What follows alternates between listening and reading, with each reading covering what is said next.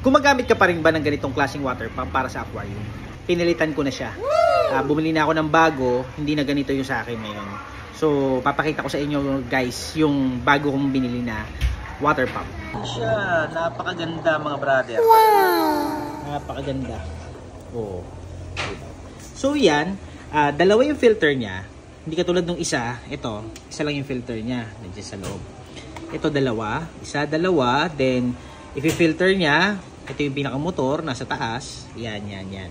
Yan. Motor niya yan. Then, ipupush niya yung tubig pabalik dun sa aquarium. Then, kukunin niya yung hangin naman dito sa yan. Diba?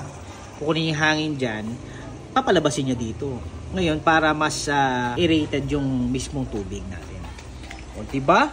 Tsaka ang ganda niya tignan mga brother, oh. Yes! Mas maganda, mas presentable siyang tignan kaysa sa ganito.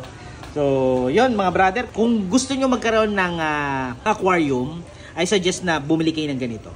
Kung ganito pa yung gamit ninyo, yan, yung ganyang gamit nyo, as better magpalit na kayo ng ganito. Mas maganda. Ito yung binili namin, 6 watts lang po ito. 6 watts. Then, so makita nyo naman yung flow ng tubig at saka yung hangin. So, kayo na makakapag-decide yan. Meron pang mas malalakas dyan. Pag mas malalaki yung tangke ng aquarium nyo, so, I think mas malaki pa yung kunin yung water pump. So, yun, mga brother. Check out nyo na, ha. Thank you!